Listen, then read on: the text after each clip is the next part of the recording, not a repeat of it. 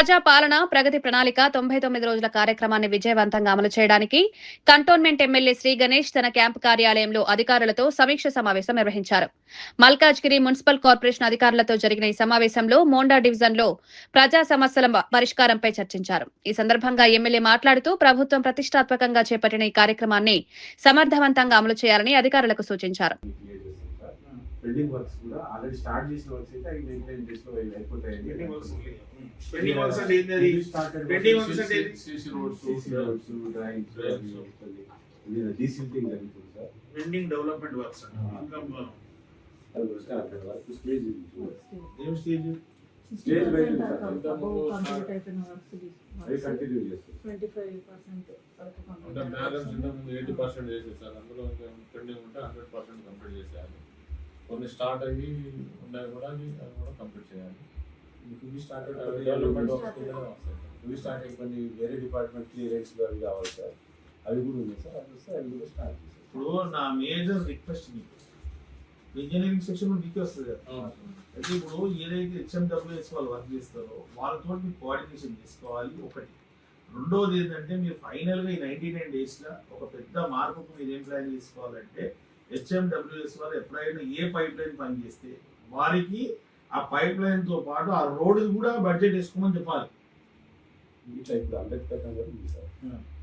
అక్కడ డ్రైనేజ్ ఉంది, రోడ్ ఏమో మాకు శాంక్షన్ అయింది, అడ్మినిస్ట్రేటివ్ అప్రూవల్ వచ్చింది. వాళ్ళు పైప్ లైన్ వేస్తే మీరు రోడ్ వేయడానికి రెడీ.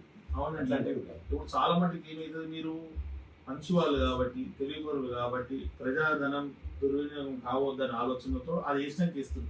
వేరే వాళ్ళు శాంక్షన్ అయిందని రోడ్ వేసేసింది మళ్ళీ తోతే దానికి ఏం చేయాలంటే హెచ్ఎండబ్ల్యూఎస్ వాళ్ళతో ఫస్ట్ ఒకసారి దేశం ఉంది మీరు అనుకోవడమా, ఏమైనా ప్రాసెస్ ఉందా, రిక్వైర్మెంట్ ఉందంటే మీరు ఒక బాధ్యతగా తీసుకొని ఈ రోజు తర్వాత ఎక్కడ పని చేసినా ఆ ఎమ్మెల్యేకి చెప్తే ఎమ్మెల్యే ఆలోచన తెచ్చుకొని ఫస్ట్ ఆ పని చేసి ఈ పని చేస్తే 2 పనులు అవుతాయి కదా. ఇప్పుడు మీరు వేసేస్తారు మళ్ళీ తోతే పైసలు వేస్ట్. ఇంకోటి ఏంటంటే వాళ్ళకి కూడా కండిషన్ ఏం పెట్టాలంటే తోగిన తర్వాత ఏ కూడా అది కూడా చేసిన ఆనందం ఏముంటుంది వాళ్ళకి పబ్లిక్ రెండు కలిసి చేస్తేనే అది మీరు 99 డేస్ ఒక పెద్ద మార్పులుగా రాసుకోండి. ఖచ్చితంగా ఇది ఏ వర్క్ అయితే ఉందో మీరు చేయాలనుకున్నదో దానికన్నా ముందు కింద పరిస్థితి కూడా తెలుసుకోవాలి. అండర్ ది రోడ్స్ ఏమైనా రిక్వైర్మెంట్ ఉందా, ప్రాబ్లం ఉందో తెలుసుకుంటే, రిక్వైర్మెంట్ అంటే పెద్ద పైపులు, ప్రాబ్లం అంటే ఏమైనా ఖరాబ్ అయిందా అని.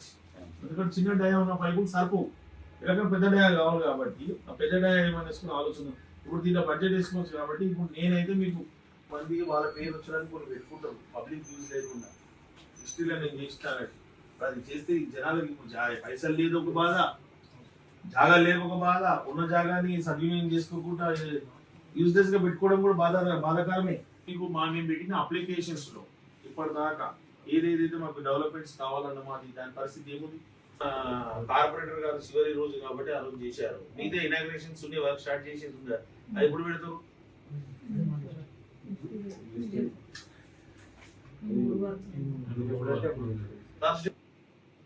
ఇన్స్టిట్యూట్ హాస్పిటల్ ఉంది కదా, కొంచెం ముందు లెఫ్ట్ హ్యాండ్ సైడ్ అంటే బస్తీ పర్యటన చేసిన అక్కడ అంతా సమస్యలు ఉండే, రోడ్ సమస్యలు, డ్రైనేజ్ సమస్య, శానిటేషన్ సమస్య ఉండే. ఎప్పటి నుంచో ఉంది ఆ కమాన్ ఉంది కదా. ఆ విధంగా చేస్తారు కానీ అప్పుడే నేను కూడా తన తీసుకొని తన మీకు కూడా పైన పెట్టేసి బడ్జెట్ తీసుకొస్తే మీకు కూడా ఒక 100 మంది వస్తే కనీసం ఒక 60-70 మందికి సాల్వ్ చేసిన మెజారిటీ కదా. అసెంబ్లీ 8:30 మధ్య మీకు అటెండ్ చేసి దగ్గరికి వస్తే వాడు ఏంటంటే ఏరియా చూస్ చేసుకోండి, అక్కడికి వస్తాం. మీరేం ప్రోగ్రామ్ చేస్తే అక్కడ నిలబడ్డా కూడా చాలు.